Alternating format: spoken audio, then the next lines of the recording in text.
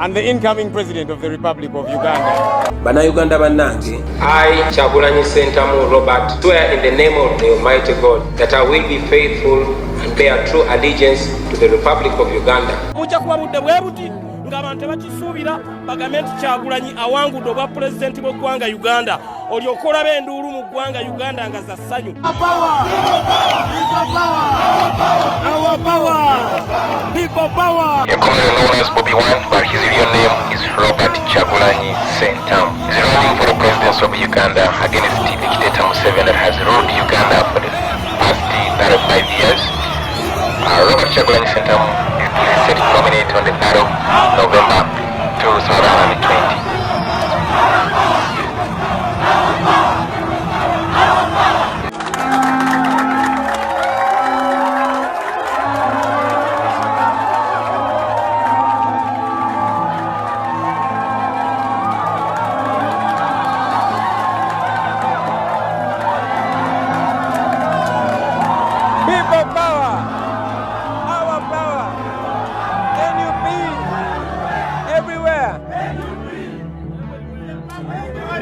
I want to announce once again to all the citizens of Uganda, in Uganda and abroad, that on the 3rd of next month, I'll be nominated to run for President of Uganda under the National Unity Platform.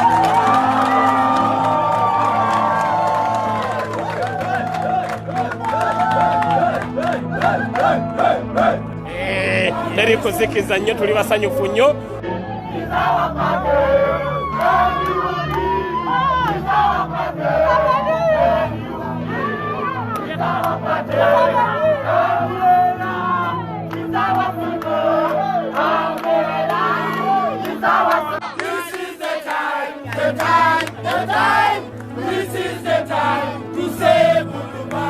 To remind the citizens that it is not just a duty of politicians to keep the country safe. Our government has failed us. Our elites have failed us, and indeed our leaders have failed us as a whole. So it is upon the citizens to hold their leaders accountable. The police is not functioning its mandate. Ever since the police turned into a political machination, everything fell apart. The security fell apart. Not to fight crime, but to fight voices of dissent.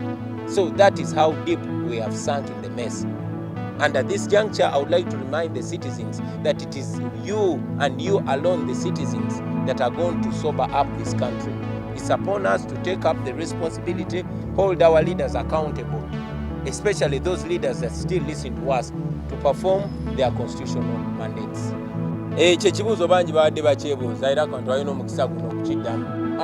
To all leaders in Uganda, if we are Democrats, if we believe in democracy, then we should build that democracy and make our people begin to believe in democracy. It's upon us to sensitize Ugandans to think as we think and act as we act, and that way we can be able to overcome everything democratically.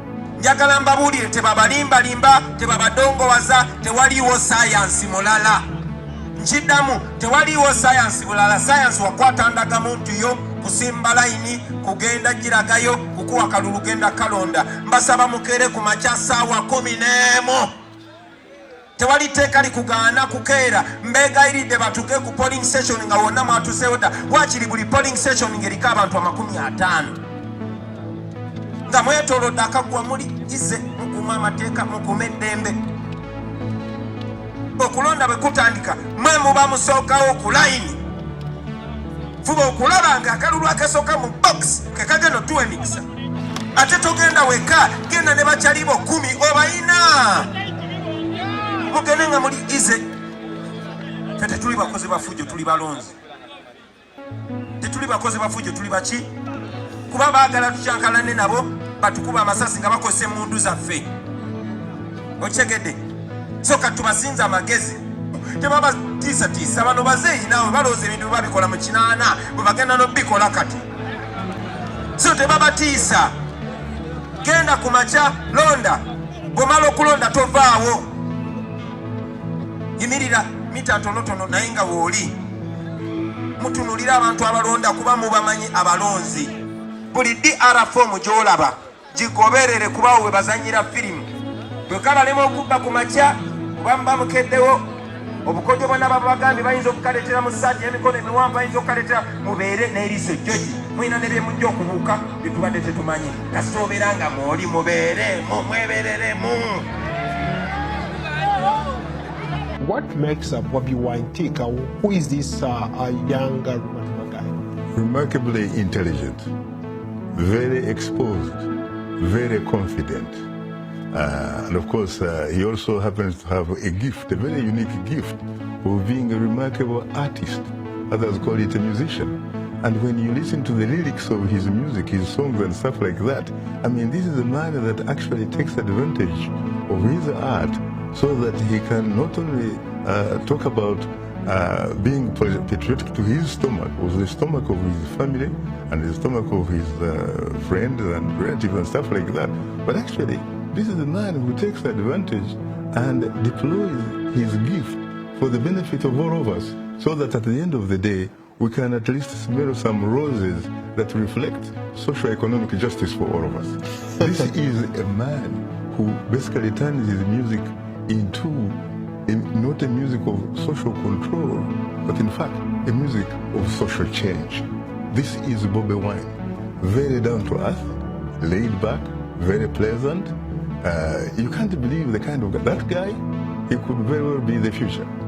The best we have out of Kyagulanyi right now, why he's the best candidate, if I'm going to sell him in 1-2 seconds, is one. He doesn't come from military background, so we are not expecting to hear stories of I fought for this country, or this is mine, or this is... No. He doesn't come from military background. He's not going to tell us about... Because every time Museveni wants to deflect, he takes us back to the bush. We weren't there. Right, Let me finish up. Museveni deflects by taking us to the bush, how they fought, how they did this, and Nakapidi, what, all those stories of Nakapeka, we were not there, we don't want to know those stories. Those stories he needs to gather people of his age, the 70s, the 80s, those are people who would understand those stories. Majority, 85% of the population of Uganda do not totally, they are clueless of what Museveni is talking about. So why Bobbi Wine is the right candidate? One, he doesn't come from a military rule. He's not going to tell us those stories. Two, Bobbi Wine resonates with 85% of the population. When he talks, they understand. Bobbi Wine has grown up in our eyes, in front of our own eyes. We know him, we've seen him. People who have lived far away from him, maybe they don't. I know him, I've seen him. I've seen Bobbi Wine when he doesn't have a coin. I've seen Bobbi Wine when he doesn't have a meal. I've seen Bobbi Wine in one trouser for the whole week. So he's really someone who will understand the problems of Ugandans, because he has grown up at a time and he has been able to fight himself through the tough conditions of surviving in a country, of a dictatorship, of all that. So he's the right person. He has cropped up. He has grown up within us. We know him, we understand him, and we are able to hold him accountable, because he's not coming from a different generation. He's not going to tell us stories of yesterday. So in other words, you want to mean that he's a very good candidate because he's a hard leader who will work for the country, not the children. Is that what Bobbi Wine comes from a time where he knows he's gonna be held more accountable than any of the leaders, because first of all, take away all the stories he's gonna tell us from all his past, the war, all those shenanigans. Those are stories we do not expect from him. But he's a leader, and again, he understands the most important thing Uganda is suffering from is President Museveni has failed to understand the problems of the population. The problems, Uganda, who is giving Museveni problems right now? It is the 40 million Ugandans who are jobless. It is the 40 million Ugandans who are not satisfied with the service delivery. So watch now what Uganda is going through is the problems of Ugandans are biting Museveni on the backside. Seriously. So Bobbi Wine, we expect him, because he has failed. Sometimes you wonder and say, how can't he even understand these simple things? So the fact that he has refused to understand the problems of Ugandans. So we need a leader who understands, who has lived in the moment, who knows what Ugandans are going through right now, and maybe has a better solution, and who maybe can provide a better solution for Ugandans to come out of the problem. Mass awakening of us as a generation. But again, we must take it a notch higher. It's not just a matter of seeing what's wrong. It's a matter of knowing what we must do to redeem this, our country, and then going ahead and doing it. Don't be fooled. This is not about Kyagulanyi as a person. No, it's not about me. Just recently, I was as mentally sterile as many of our young people. I was as less concerned about this, our country, as many of us. I'm not here because I'm the most talented. I'm not here because I'm the most qualified. As a matter of fact, I said it before that,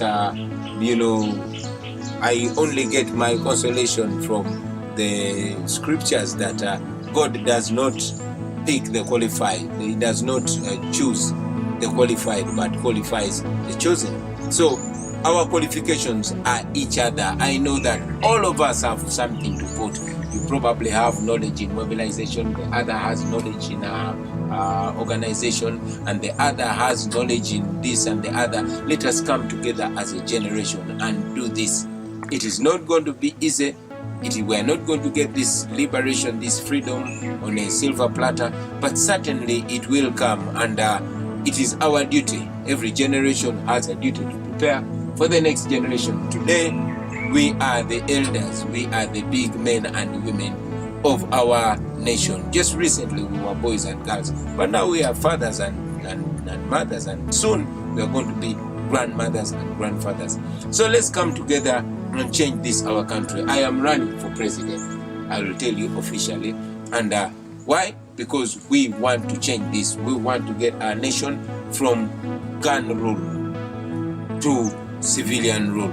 We want to put an end to gun power and have a beginning of people power, where all of us have a say in this, our country, where our voice matters, where leaders are true servants of people and the people are the true masters of their dignity, where a vote counts, and that we are going to do it with a vote, because those that took us over by guns made sure that for the last 34 coming to 35 years, it is the gun that matters.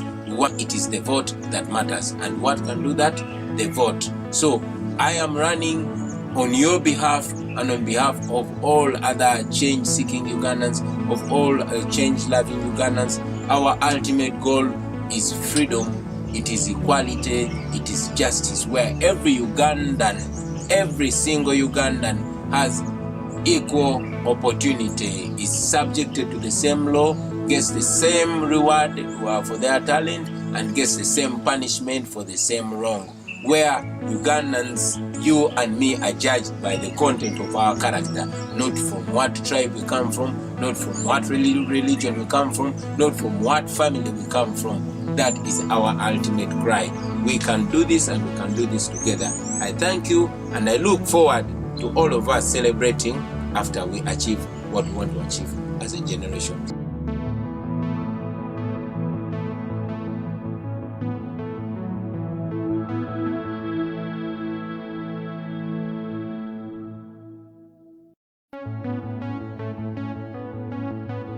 People power, our power, NUP, everywhere.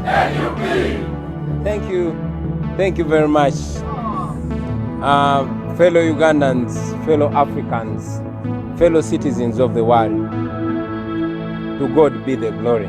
Because what we need is not just survival for today. We need solutions that are everlasting. So I must remind you that this is a genuine indigenous struggle for our liberty. When the government of Uganda has nothing else to tell its citizens, it is going to come out with any cheap lies. But I am somebody that has grown up in the public eye. You have heard me speak, not just now, but over time. Please refresh the minds of those people and let them know who Bobbi Wine is and what he stands for. I don't believe in persuading opinion. I believe in opening eyes. I believe in sensitization to make people have the strength and ability to make the right choices for themselves, to empower people, use their mind to think bigger. I cannot make enough money to put all my cousins and distant brothers in Gomba in school. I cannot make enough money to put medicine in the hospitals. No, I cannot.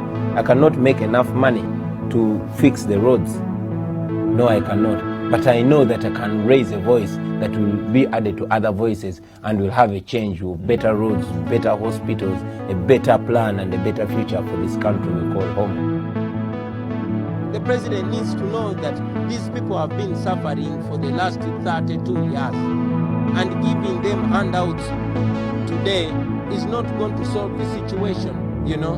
It is not a matter of him bribing them to support him as the president. It's a question of him letting the institutions work and actually come up with an institutionalized solution that goes beyond President Museveni. I was speaking to one international diplomat who's actually met you, who says Bobbi Wine, he's a performer, he's very charismatic, but what does he know about running a country?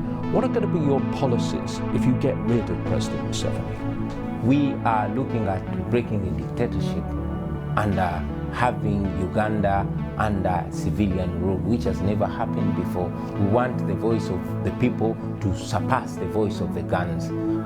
We want to return the rule of law and dignity to the Ugandans and utmost respect for human rights. We want to revive our education system. I mean, it is sad that the wife of the president, whose education is actually questionable, is the Minister of Education. And it is so sad, the recent happenings in Makerere University and what she said, but that explains the regime and the family and the couple that's ruling over us. We want to revive our healthcare system. It is sick itself. It explains why our government officials, our leaders actually never go to our hospitals. Even when they have to give birth, they fly to developed countries for treatment, while the Ugandans are left to suffer and die. That explains why we lose more than 19 women every day, not every week, not every month, but every day giving birth. More than 300 children die in Uganda, you know, and all these other challenges that people go through. If we had a functioning healthcare system, it would be working. Uganda is enormously gifted with amazing fertile soils. However, the land has been conspicuously owned by one family or one clan or one grouping. We want to put an end to that. We want the natural resources of the country to be actually a property and a benefit of the people of Uganda. We are greatly endowed with natural resources from minerals to oil. We want them to facilitate the people of Uganda and help develop us. And finally, we want to unite our country because we live in a deeply divided country, divided along ethnicity, along class, along income, along political lining. We want to put an end to that, and that will need us to have a truth and reconciliation program that can bring our people together, so we can have a foundation that will take us together forward as a country. And most importantly, I know that many of our very resourceful, knowledgeable, educated and intelligent people have been forced to leave Uganda because the nation does not offer what they deserve. These are first world brains stuck in a third world country. We want to repatriate them back home to help build our country. I must note that after the unfortunate events in Rwanda of 1994, it is mainly Ugandans that went to Rwanda and assisted build the Republic of Rwanda. We want Ugandans living in America, living in Europe, living elsewhere to feel comfortable and blessed to come back and rebuild their country.